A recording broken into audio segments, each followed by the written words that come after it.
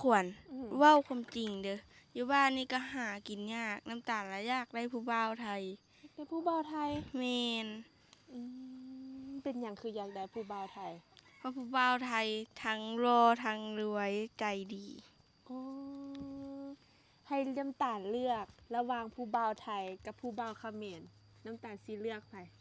เลือกผู้บ่าวไทยแล้วเนาะน้ำตาลมักผู้บ่าวไทยเลือกผู้บ่าวไทยแม่นมั่นใจแล้วบ่มั่นใจอยากได้ผู้บ่าวไทยเนาะแม่นถ้าเขมรเพิ่นสิมาตีเด้อซะบ่ย้านบ่ถ้าเว้าแบบนี้นะบ่ยาแล้วสิให้ผู้บ่าวไทยนะครับ M16 ไปต่ำเลยซ้ำที่เฮือนเลยบ่ยาน ความจริงนี่แม่นถามมึงดูผู้บ่าวไทยเพิ่นมักเฮาอยู่บ่ผู้บ่าวไทยมักอีหล่าอยู่บ่นี่อีหลาน้อยมักผู้บ่าวไทยเพิ่นว่าถึงผู้บ่าวเขมรสิมาก็บ่ย้านสิสั่งผู้บ่าวไทยจัดการแม่นใช้ผู้บ่าวไทยขับ M16 ไปต่ำเลยอ่ามักผู้บ่าวไทยนี่อยากได้อายุประมาณเท่าใดถ้าเป็นไปได้ถ้าเพิ่นมักเฮานะเลือกอายุอยู่บ่บ่เลือกผู้ใดก็ได้บ่เลือกอายุผู้ใดก็ได้เป็นพ่อลุงแห้งดีแสดงว่ามักพ่อลุงแม่นผู้สาวน้อยอายุ14ปีมักพ่อลุงเพิ่นว่าพ่อลุงนี่ถ้าเป็นพ่อห้างได้ซะพ่อห้างก็เอาเนาะพ่อห้างก็เอาแม่นบ่ติเฮายังอายุยังน้อยอยู่เด้กระทาใหญ่ก่อนใหญ่กว่านี้ก่อนว่าไว้เพื่อบ่แม่นว่าไว้เพื่อถ้ามีพ่อลุงมักพ่อลุงเอาแม่นก็สิเอาเนาะแม่นเป็นหยังคือมักพ่อลุงฟังไทยนี่เพิ่นมีหยังดีก็มีเนาะพ่อลุงฟังไทยอยู่ไทยนะทุเรียนก็หลายมีปลาหมึกมีรถไฟฟ้าให้ขี่มักบ่ทุเรียนมักแม่นบ่พ่อลุงอยู่ฟังไทยน่ะมีทุเรียนหลายแม่นบ่น้องน้ำตาลว่าข้อดีก็คืออยู่ฟังไทยนี่สะดวกสบายเนาะแม่นก็เลยมักพ่อลุงฟังไทย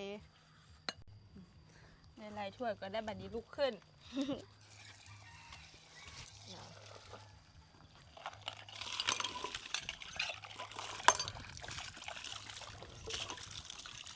เอาออกอันนั้นมาใส่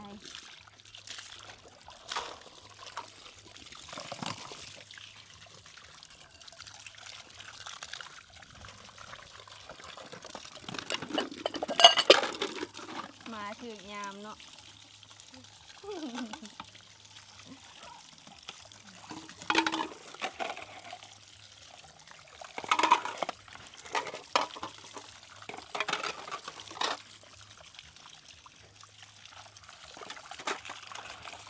เอาเข้าไปย่างไปสิ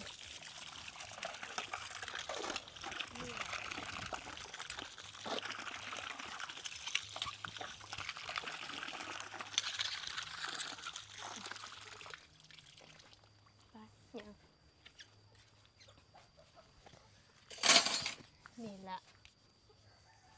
เพิ่นว่าพ่อลุงสิมีอยู่บ่พ่อลุงที่มักสาวลาวนี่สาวซ้ำน้อยมักพ่อลุงฟังไทยเนาะมักอีหลีเห็นบ่มักอีหลีอีหลอถ้าพ่อลุงมาด้วยจ้ะพ่อลุงมากับให้พ่อลุงมาหาแม่นแล้วน้ำตาลเคยไปบ่ประเทศไทยเคยไปบ่เคยยังบ่เคยไปประเทศไทยจักเทื่อดอกอยากไปลิ้นไปเที่ยวอยู่บ่อยากไป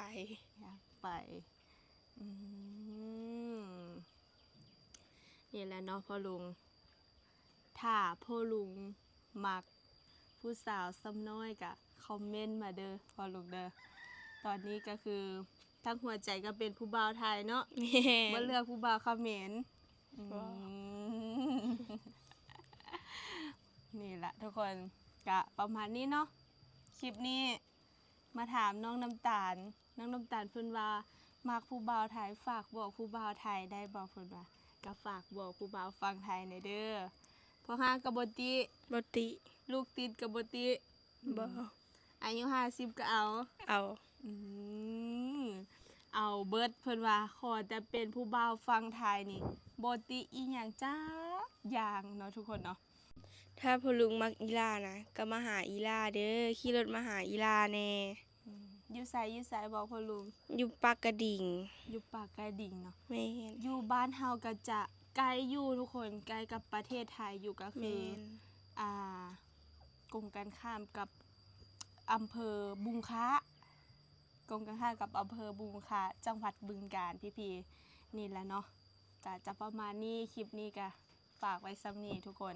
ฝากกดไลค์กดแชร์ให้น้องขวัญกับน้องน้ำตาลแน่เด้อฝากเป็นกำลังใจให้พวกเราทั้งสองคนแน่ทุกคนไว้เจอกันใหม่คลิปหน้าบ๊ายบาย